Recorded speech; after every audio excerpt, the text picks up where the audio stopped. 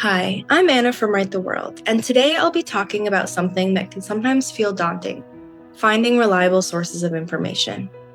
When you're writing an op-ed or a reported article, how can you determine which sources are trustworthy? In addition to working at Write the World, I'm also a science journalist, so this is something I think about a lot. Keep watching, and by the end of this video, you'll be equipped with a few tips and tricks for ensuring accuracy in your research. A fact is a fact, right? Technically, yes, but the framing that a writer uses to present that fact can make a huge difference in how that information is received by a reader. For example, check out what happens when you swap the two halves of this sentence. Both versions of the sentence are totally accurate. Technically, the facts are the same, right? But the first one has a negative connotation, while the second one is more hopeful. Framing can make a huge difference, whether it's from sentence structure or even the individual words we choose to use. In addition, unless you're trying to write the biggest encyclopedia in the world, your article or op-ed can never contain every single relevant fact. There just isn't enough space. One of the writer's jobs is choosing which evidence to include or not include. In extreme cases, that process can lead to something called cherry picking, only choosing the facts that support your argument. In that case, all the facts might technically be true, but key critical information has been omitted as a way to convince others of your opinion. Still, even when you are trying your best not to omit important information, inevitably some will be left out along the way, just by virtue of the word count. Keeping all of this in mind, let's talk about how you can identify reliable sources of information and use a critical eye as you're doing your research. Biases aren't inherently bad, just be critical.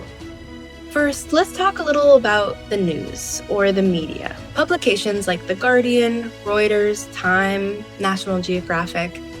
We know that some outlets publish pieces with a more liberal or more conservative lens. To be clear, that's not automatically a bad thing. In fact, many news sources are explicit about their biases and perspectives in their opinion and editorial pieces. Here's a website that lists some of these.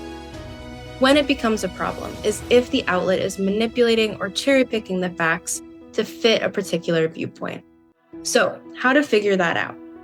In general, the key is to think critically about the information being presented and whether you can trust its accuracy.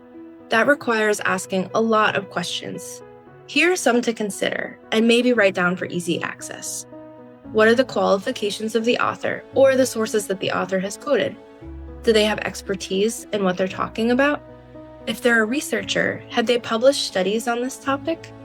Do they have data to support what they're saying? If they're not a researcher, what other evidence are they bringing to the table? What are the original sources that are being cited? Are they personal blog posts or scientific studies or archival information? Are there counter-arguments included in the piece? How current is this article? Are there more recent updates? Who is funding this article? Might the funder have particular viewpoints that they're trying to support? And finally, what do other articles say? Can you find additional reliable evidence that supports the information? Before we keep going with more tips, please consider liking this video and subscribing for more videos on how to become a better writer. As a nonprofit, every interaction helps us reach more viewers and pursue our mission to develop teenagers' writing and critical thinking skills. Learn more about our mission in the link above. Whenever you can, go to the original source. When I sit down to research for an article, I usually start on Google. I click lots of links and follow lots of sources of information. Sometimes I end up on Reddit threads because I want to know what people are thinking about.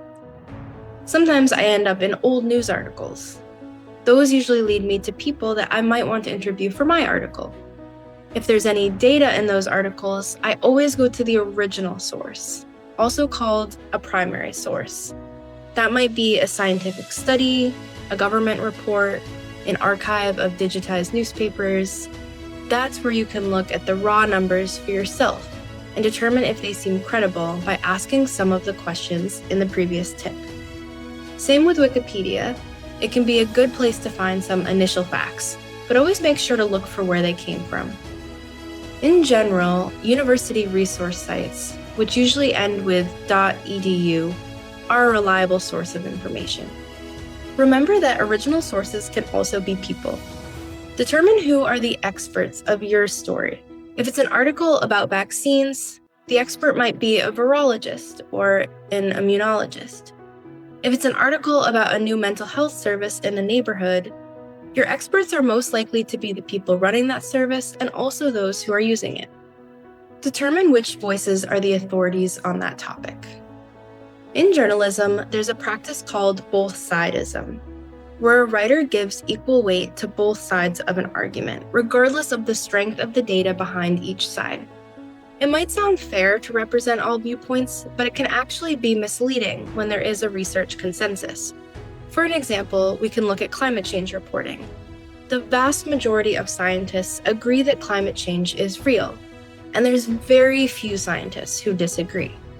By including both sides whenever talking about climate change, journalists could misrepresent the credibility of the research supporting that climate change is real, because it will seem like there's equal research to support both sides when that's not actually the case. In short, when there's a consensus in the scientific literature, it's part of the journalist's job to make that clear. So, figure out which organizations and voices are regarded as the authorities on a certain subject matter, and identify how many and who are in agreement. Is there one vocal person who is always quoted in articles on a certain subject and no one else? That suggests it might actually be a case of a very small and loud minority. On the other hand, there are many organizations that have, say, the backing of hundreds of thousands of physicians, for instance. I'd be more inclined to trust research coming from those organizations. Ready to use these tips in your own writing? Join and explore Write the World to find inspiration and connect with a community of writers from around the world. And here's a question for you. What do you consider when evaluating your news sources as a writer? Drop your thoughts in the comments. And while you're there, please leave a like and hit subscribe to see more of our videos. We can't wait to see what you'll write.